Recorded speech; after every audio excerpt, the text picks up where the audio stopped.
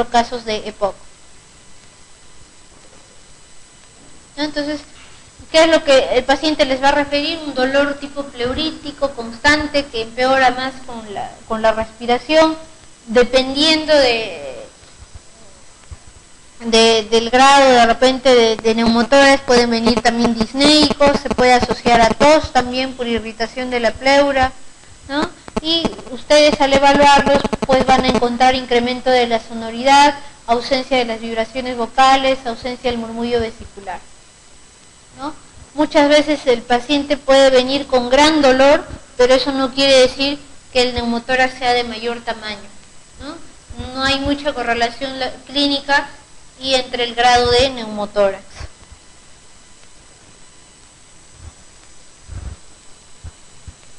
¿Cuáles son los exámenes que nos van a ayudar a diagnosticar el neumotórax? Una radiografía póstero-anterior. Para esto el paciente va a estar parado, ¿no? Y por lo tanto se puede lograr ver el aire sobre todo hacia arriba por gravedad. Una radiografía lateral o en decúbito lateral, si hay sospecha clínica de neumotórax, ¿no? Por ejemplo, ustedes saben que por gravedad el aire va a ir siempre hacia arriba y a veces le toman parado al paciente y son neumotórax muy pequeños y no se logra distinguir. En cambio, y le puedes tomar una radiografía echado y el aire va a subir hacia arriba, ¿no? Le mandan el rayo por la parte lateral y ahí se va a ver el aire que está hacia la parte superior. Entonces, si tu sospecha todavía es alta, le puedes pedir ese tipo de radiografía. Y obviamente la tomografía nos va a sacar de todas las dudas, o incluso nos va a ayudar a ver si hay bleps, si hay bulas asociadas, ¿no? Y también a diferenciar entre si esto es una bula o un neumotórax, ¿no? Pueden haber bulas gigantes que ocupan casi todo el pulmón, y uno pues tiene que diferenciar entre si esto realmente es un neumotórax o no, y eso lo podemos hacer con la tomografía. Se dice que un neumotórax es pequeño cuando es menos de 2 centímetros y ya es grande cuando es mayor o igual a 2 centímetros, esto entre el margen del pulmón y la pared torácica. Incluso se han creado algunas reglas para decir cuál es el volumen del neumotórax, ¿no? ¿Qué porcentaje de neumotórax hay? Entonces, esta es una placa radiográfica póstero anterior, esta es la pared torácica, y acá ven el pulmón que está, el límite del pulmón que está colapsado, ¿no? Entonces se traza una línea imaginaria que pase por la columna y una línea que vaya hasta la zona del hemotórax y otra que mide hacia la pared torácica. Entonces se saca una relación, primero una diferencia de la dimensión de esta línea que va hasta la pared torácica menos la otra línea que va solo hasta el pulmón colapsado, ¿no? Entonces con esta relación se puede obtener el porcentaje de volumen de neumotórax, ¿no? Entonces antes se usaba un poco más esta regla, ¿no? Pero ahora vamos a ver que lo que más se usa es simplemente si es más de 2 centímetros o es menos de 2 centímetros.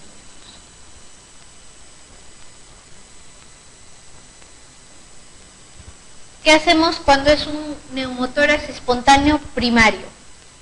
¿No? Se puede optar por observar al paciente si tu neumotórax es pequeño, es decir, menos de 2 centímetros, y el paciente no tiene disco, ¿no? Entonces puedes optar solo por observarlo por lo menos 24 horas, ¿no? Y luego le das de alta, pero igual con un seguimiento cercano y signos de alarma. ¿Qué puedes hacer en este tipo de neumotórax? Se ha visto, por ejemplo, que el solo hecho de darles oxígeno a alto flujo, esto quiere decir a 10 litros por minuto, entonces hay un intercambio entre lo que es oxígeno y nitrógeno y eso puede ayudar a expandir más el pulmón, ¿no? Esa es la idea de darle oxígeno a alto flujo, que va a ser un intercambio con los otros gases que están a nivel intrapleural y por lo tanto va a expandirse un poco más el pulmón. No hay que optar por esto, por ejemplo, en los pacientes con EPOC, porque ¿qué pasa con el EPOC? Ellos tienen un estímulo de respiración con la hipoxemia, ¿no? Entonces, si yo le doy mucho oxígeno, también empiezan a retener CO2 y no, más bien los puedo empeorar. Entonces, pero en el caso de pacientes que no sean EPOC, sí los puedo dar oxígeno alto flujo, ¿no? Y si es pequeño, pero el paciente sí está disneico, es mejor aplicar otro tipo de manejo, ¿no? ¿Qué hago, por ejemplo, para un neumotórax primario con síntomas mínimos? También puedo optar solo por observarlo. En un paciente que tiene un neumotórax secundario y con síntomas mínimos, también lo podría solo observar si es que este es menos de 1 centímetro, pero siempre hospitalizarlo. En cambio, al primario sí podría observarlo solo unas horas y darle de alta. En cambio, al secundario siempre lo tengo que hospitalizar. ¿No? Esto es lo que les explicaba, la función del oxígeno en un neumotórax primario espontáneo menor de 2 centímetros o en uno que sea secundario menor de 1 centímetro, ¿no? Entonces, la función del oxígeno es hacer un intercambio con los otros gases intrapleurales y se resuelve por reabsorción espontánea. Se dice que más o menos con esta terapia de oxígeno puedo lograr hasta un 1.25 a 1.8% del volumen de reexpansión cada 24 horas.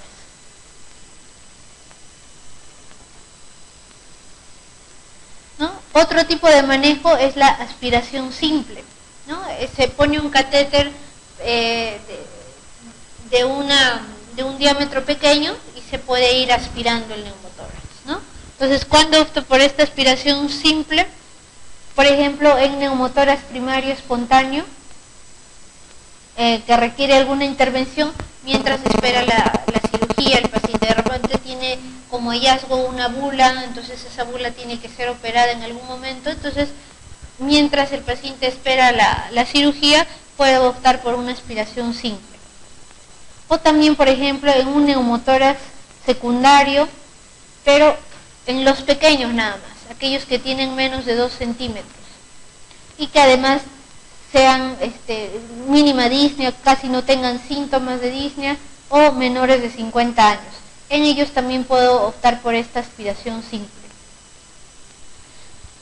Y también en los neumotórax secundarios espontáneos, que ustedes indiquen aspiración, por lo menos hay que observarlos 24 horas, hospitalizados. ¿Y cuándo coloco el tubo de tórax? Por ejemplo, si esta aspiración simple es insuficiente en el control de síntomas, ¿no? Por ejemplo, el paciente está disneico, tiene indicación, alguna de las indicaciones que les presenté anteriormente de aspiración simple, y a pesar de eso no ha tenido una buena respuesta, entonces ya puedo optar por colocación de tubo de tórax.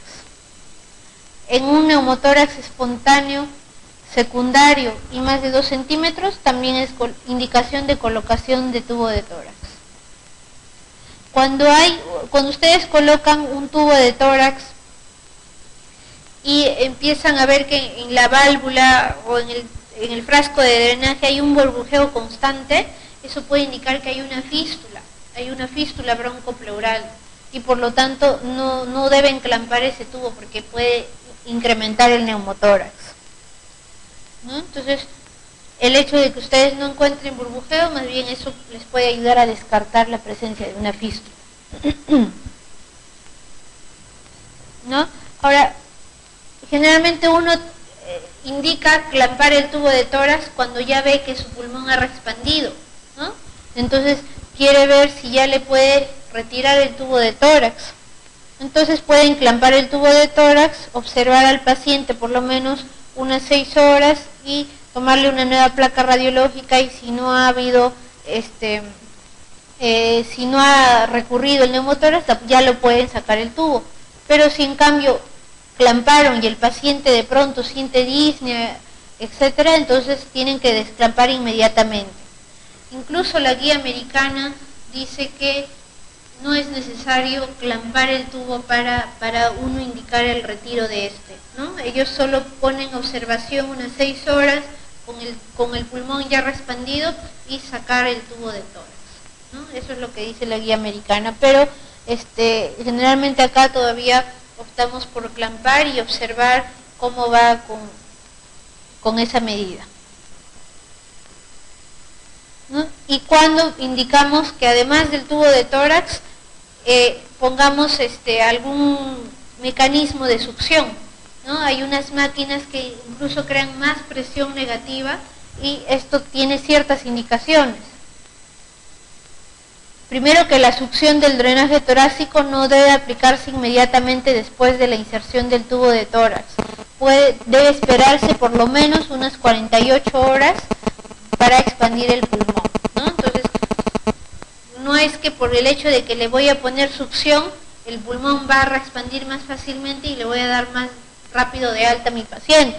Porque si yo pongo tubo de tórax y de frente succión, más bien puedo crear un edema pulmonar de ese lado, ¿no? Entonces, la indicación es succión recién después de las 48 horas que no he tenido una buena reexpansión solo con el tubo de tórax.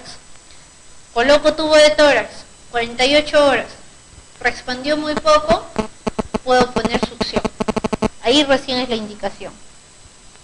Y voy a poner succión con altos volúmenes, pero de baja presión, más o menos en menos de 10 o a menos de 20 centímetros de agua, ¿no? Esa es la recomendación para un sistema de succión.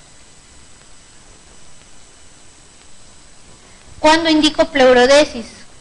Recuerden que la pleurodesis, como les había mencionado, consiste en poner alguna sustancia química, por ejemplo, bleomicina, tetraciclina, talco, pero no es el talco que usamos, es otro producto que ni siquiera hay en Perú, sangre autóloga, ¿no? Estos son algunos de los medios que se han visto que pueden realizar pleurodesis química. Esto es decir, pegar la pleura visceral y la parietal con el objetivo de que no se produzcan neumotoras, o incluso me ayuda también en caso de derrames pleurales para pacientes con neoplasias pulmonares, ¿no?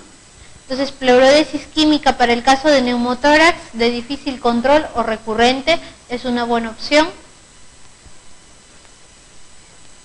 Y no se debe usar en aquellos pacientes que tengan indicación quirúrgica o de manera paliativa, ¿no? Recuerden lo del neumotórax a tensión. Ahí pues a veces colocar un tubo de drenaje torácico tarda un poquito más, entonces antes de eso ustedes tienen que actuar rápidamente y colocar una cánula en el segundo espacio intercostal, línea medio clavicular, y esa es la medida que se puede tener hasta que se pueda colocar un tubo de drenaje torácico.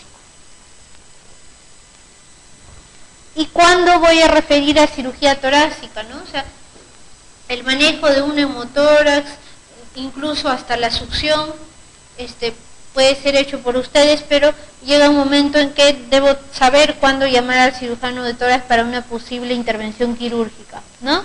Y esto es cuando haya persistencia del pase de aire y falla en la expansión del manejo más o menos 3 a 5 días. O sea, yo ya le coloqué tubo de tórax, pasan 3, 5 días, no logro una buena reexpansión, incluso veo un burbujeo persistente en mi frasco de drenaje, entonces puede que haya una fístula.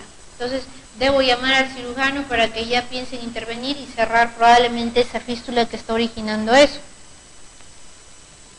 ¿no? Se ha visto que la toracotomía abierta y la pleurectomía son las que tienen menos recurrencias, y también hay otros procedimientos ya cada vez mínimamente invasivos como la videotoracoscopía, abrasión pleural, pleurodesis quirúrgica, que también pueden usar talco, ¿no? Son otras alternativas también que puede optar el cirujano de tórax, ¿no? Y que se puede realizar.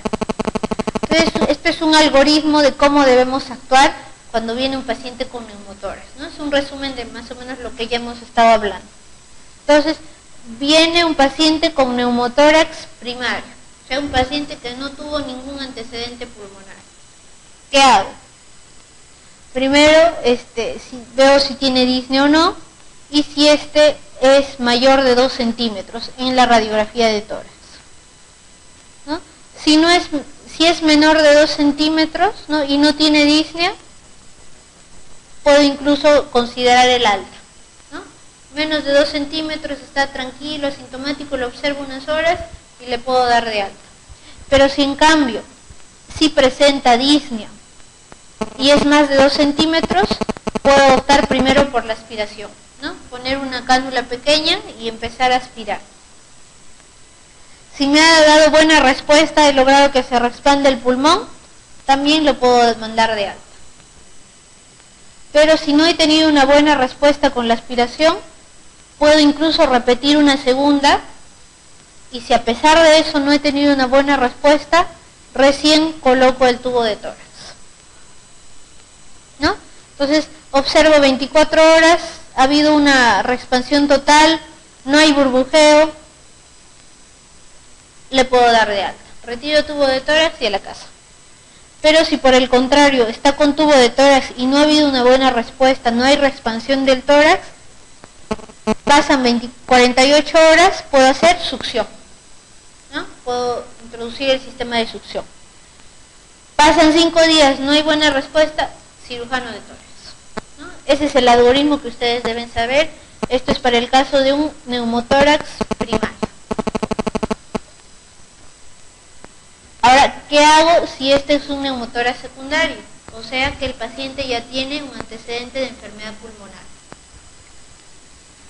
Debo ver todos estos factores. Si tiene disnea, si es mayor de 50 años y si el neumotórax es más de 2 centímetros. Si no es así, o sea que es pequeño, el paciente es más joven, no tiene disnea, puedo optar por aspiración. Si esta me ha resultado, de todas maneras lo tengo que hospitalizar y observarlo unas 24 horas y recién ahí considerar el alta, ¿no? Entonces recuerden que el neumotórax secundario es siempre hospitalización por más chiquito que sea. Pero en cambio, si tiene disnea o es mayor de 50 años o es más de 2 centímetros, de frente tubo de tórax. No tengo que pensar en aspiración o en observarlo, nada. Más de 2 centímetros secundario, tubo de tórax. Si con el tubo de tórax ha reexpandido y tenido una buena respuesta, a las 24 horas ya veo que hay reexpansión total, no hay burbujeo, entonces también le puedo dar de alta. Si por el contrario pasan 48 horas y no he tenido una buena respuesta, succión. Y si a pesar de la succión han pasado 3 días y no hay una buena respuesta, cirujano de tórax. En el primario puedo esperar un poquito más antes de llamar al cirujano de tórax, hasta 5 días, recuerdo. Pero en el secundario yo tengo que ser más precavido, ¿no?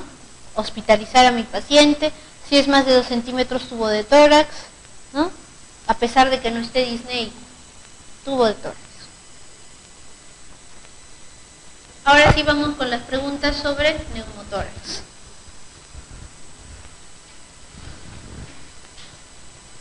¿Cuál de las siguientes circunstancias no se incluye entre las indicaciones quirúrgicas del tratamiento de neumotórax espontáneo? ¿No? Entonces,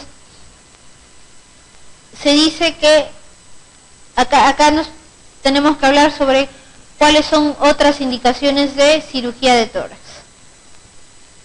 Si hay un neumotórax espontáneo, segundo episodio, eso sí ya es indicación de cirugía. Claro, obviamente primero lo manejo como nuestros algoritmos y después ya puedo programarlo para una cirugía, ¿no? Persistencia de fuga aérea a través del drenaje por más de 5 a 7 días, ¿llamo al cirujano? También, ¿verdad?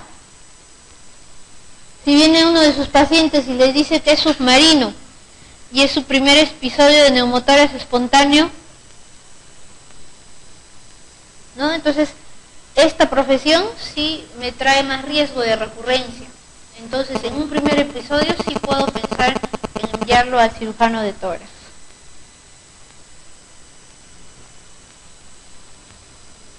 Neumotórax espontáneo bilateral sincrónico, ¿no? Cuando es bilateral, sí también hay que optar por operar al menos uno de ellos, porque es de mucho riesgo para el paciente.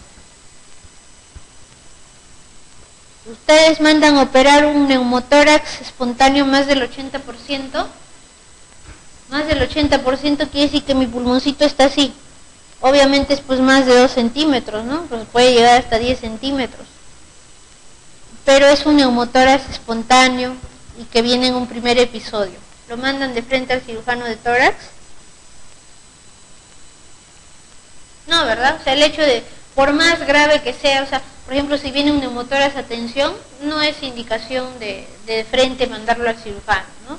Hay que ver si es primario, secundario, si fue un primer episodio, segundo episodio, evaluar los días que siguen al tubo de tórax, ¿no? Entonces, esa no es una indicación de mandarlo con el cirujano de tórax. La complicación más frecuente en el neumotórax espontáneo es derrame hemático asociado, evolución hacia neumotórax hipertensivo o atención, infección pleural, infección del pulmón subyacente, recurrencia. Todas son complicaciones de un neumotórax. Pero, ¿cuál es la más frecuente? La recurrencia, ¿no? Entonces, esa es una de las complicaciones que más hay que esperar. Viene a ustedes una niña de 24 meses, traída a la consulta por presentar desde el día anterior dificultad respiratoria que ha ido en aumento con taquipnia y, según la madre, pitidos con la respiración. No ha presentado fiebre ni síntomas catarrales. A la exploración presenta en el emitórax derecho hipoventilación y sibilancias diseminadas. ¿Qué exploración entre las siguientes hay que solicitar en primer lugar? Una radiografía lateral de tórax, electrolitos en sudor, hemograma con fórmula leucocitaria, espirometría, una radiografía posterior de tórax en inspiración y expiración.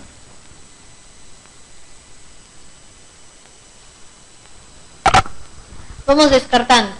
Electrolitos en sudor, ¿para qué me servía? Fibrosis quística. Un hemograma, no, porque ni siquiera sospecho una infección, no hay ningún síntoma de infección, no hay fiebre, no hay nada. Espirometría, menos, a una niña de 2 años ni la voy a hacer soplar. La radiografía lateral, la primera indicación es siempre una antero-posterior o postero-anterior, ¿no? Y parada. Entonces lo que puedo hacer es una radiografía antero-posterior, porque recuerden que es chiquitita, ¿no? Entonces le puedo tomar en antero-posterior en inspiración y en expiración. En expiración, ¿por qué? Cuando hacen expiración forzada, el neumotórax se tiende a ver mejor incluso, ¿no? Entonces, ahí pueden optar por esas 2 radiografías. Otra paciente, 22 años, deportista, sin hábitos tóxicos, acude a urgencias. Dolor brusco en el emitórax izquierdo, con ligera disnea y tos, que se calma con el reposo. Presenta también ortopnea. Nada más llegar se agudizan sus síntomas y presenta una disnea muy intensa con colapso circulatorio y bradicardia. ¿Cuál es el diagnóstico más probable? Aquí a ojos cerrados. Neumotórax a tensión, ¿no? Ya si me viene con colapso circulatorio, bradicardia, ¿no? Entonces, es por eso que ustedes tienen que actuar rápidamente si sospechan en un neumotórax a tensión, ¿no? Entonces, en este paciente de frente, su cánula en el segundo espacio intercostal hasta que se logre tomar su radiografía y hasta que espere su tubo de tórax, ¿no? Las otras entidades no me van a dar esos síntomas, ¿no? No me van a dar esa evolución tan brusca.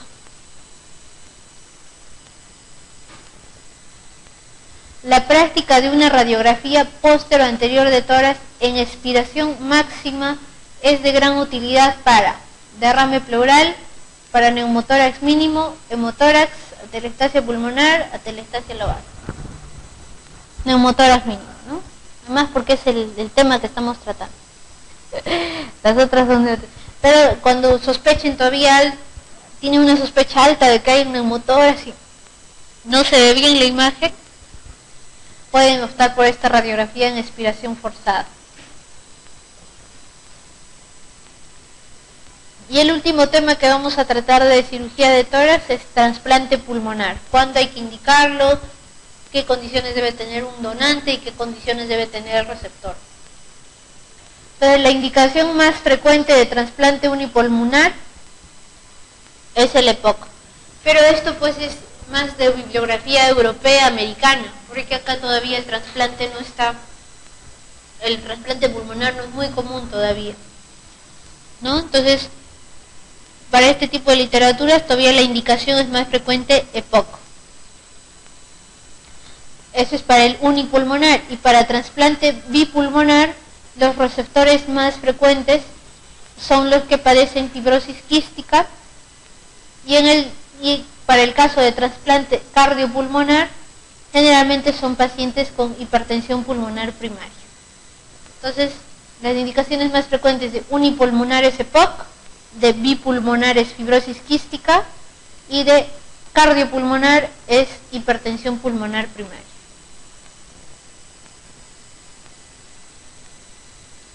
Acá hay otras indicaciones, por ejemplo, de trasplante unilateral, por ejemplo, enfermedades pulmonares restrictivas tipo fibrosis, por ejemplo, EPOC, hipertensión pulmonar primaria.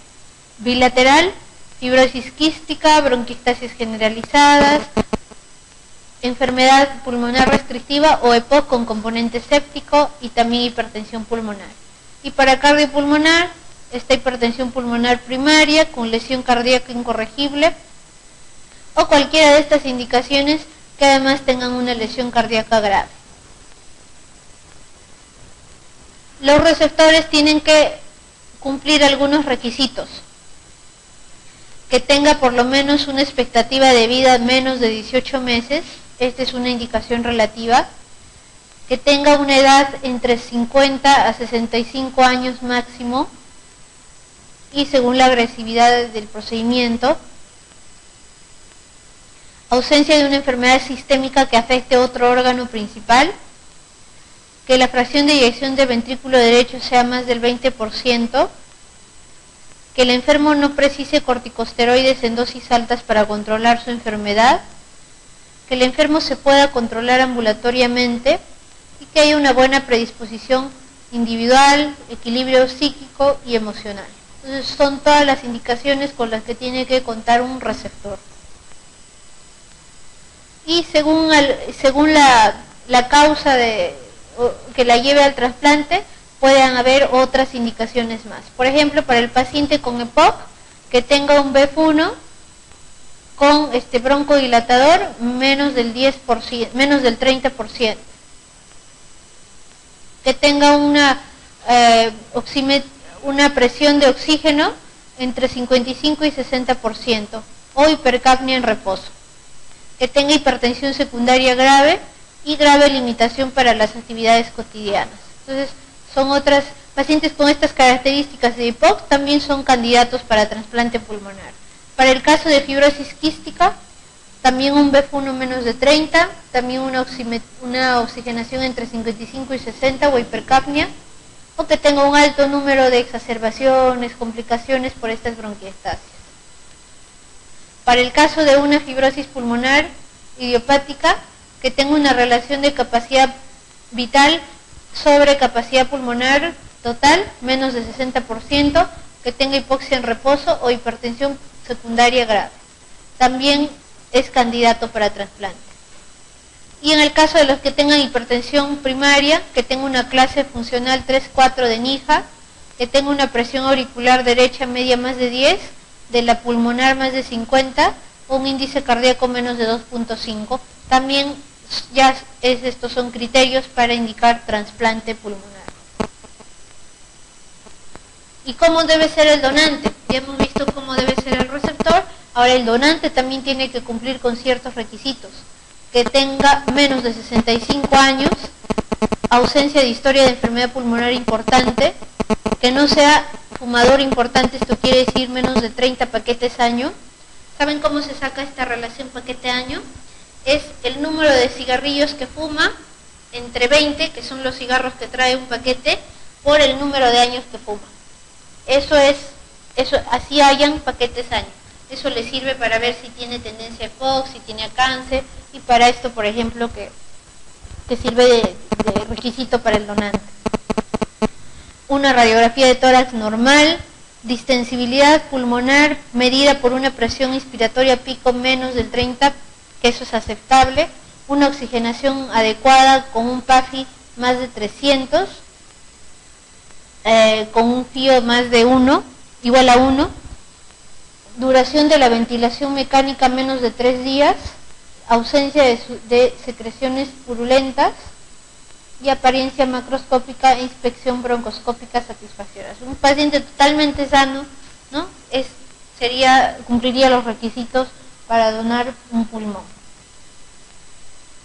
¿Y cuándo está contraindicado?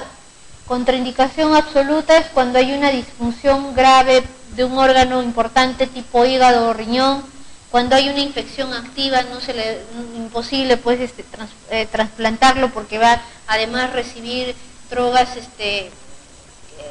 inmunológicas que disminuyen su sistema de defensas, que tengan una enfermedad neuromuscular progresiva, que tengan una neoplasia activa los últimos 2 a 5 años, disfunción neurológica, colaterales arteriales sistémicas, transpleurales a las arterias bronquiales, infección por Burkholderia cepacia, ¿no? Y algunas contraindicaciones relativas: que tenga una escoliosis grave, que tenga una pleurectomía quirúrgica o pleurodesis química, infección pulmonar por patógenos multiresistentes, dificultad para cumplir los tratamientos, una enfermedad activa de tipo reumatológica, un paciente malnutrido, ¿no? Entonces, estos pacientes no serían candidatos a un trasplante pulmonar. ¿Qué complicaciones puedo encontrar? Puede haber dehiscencia o estenosis de la anastomosis bronquial del pulmón nuevo, puede haber rechazo, puede haber infecciones, o puede haber incluso recurrencia de la enfermedad por la cual se indicó el trasplante, ¿no? Ahora sí vamos con las preguntas de trasplante pulmonar. ¿Cuál de las siguientes entidades no es susceptible de trasplante pulmonar? Fibrosis quística, sí. Bronquiolitis obliterante. Bronquiolitis obliterante es como una neumonía inflamatoria que daña incluso el alveolo, lo destruye y puede progresar. Puede ser secundario a infecciones, a fármacos, y puede ir desde una forma brusca hasta avanzar progresivamente en algunos años, ¿no? Entonces, y es generalmente irreversible. Entonces también son candidatos a trasplante pulmonar. Linfangioleiomyomatosis, ¿alguien recuerda qué es esa enfermedad? Es una enfermedad exclusiva de mujeres y se caracteriza por lesiones quísticas, bronquiectasias en todos los pulmones. Entonces, esto también podría ser indicación de trasplante pulmonar. Hipertensión pulmonar, también. Distrés respiratorio del adulto, eso no, ¿no? Porque esa es una enfermedad aguda y que puede ser incluso reversible. Y nunca voy a indicar pues un trasplante en ese paciente. ¿Cuál de las siguientes situaciones no constituye criterio de selección de donante para trasplante pulmonar? ¿No? Recuerden los criterios de selección para el donante. Edad menor de 70 años, puede ser. ¿Recuerdan cuál era el máximo? 65, ¿no? Esta puede ser. Que haya compatibilidad ABO, ese pues sí tiene que ser un criterio, ¿no? Tiene que haber compatibilidad. Que no tenga aspiración, que no esté séptico, también es un criterio. Que tenga un PAFI. PAFI, recuerden que es la relación entre la presión arterial de oxígeno y la fracción inspiratoria de oxígeno. Más de 300 es normal. Entonces eso tiene que tener el paciente, ¿no? Incluso el PAFI, ya hablando de otros temas, les va a servir para diferenciar un ARS, ¿no? O sea, un síndrome de distrés respiratorio del adulto. Un PAFI menos de 200 es un criterio para ARS, por ejemplo. Entonces, Es algo que ustedes deben manejar también cuando entren a la residencia. Y que tenga un tamaño pulmonar adecuado al receptor, pues, ¿no? No voy a poner uno de niño a un adulto, ¿no? Entonces, la edad tiene que ser 65 años como límite. Esa sería la falsa, ¿no? El criterio que no cumple para el donante. ¿Cuál de las siguientes situaciones no es un criterio de selección de receptor? En este caso es para receptor. Enfermedad pulmonar en estadio terminal, ¿no? Generalmente sí, pues no son pacientes que ya no contraindicación de inmunosupresión, claro, no debe tener porque él justo va a recibir ese tipo de drogas y no debe tener ninguna contraindicación. Abstinencia de tabaco, ¿no? Entonces se pide al paciente pues que si le va a recibir un pulmón nuevo, por lo menos no fume. Enfermedad pulmonar séptica, ¿no? Obviamente si está séptico con una infección, ese no es candidato para un trasplante, ¿no? Entonces ese sería el criterio que contraindique el trasplante, ¿no? Y también tiene que ser un paciente estable psicológicamente, ¿no? Porque amerita un buen seguimiento, incluso apoyo social, ¿no? Apoyo de familia, todo eso tienen que ver para seleccionar el receptor de trasplante pulmonar.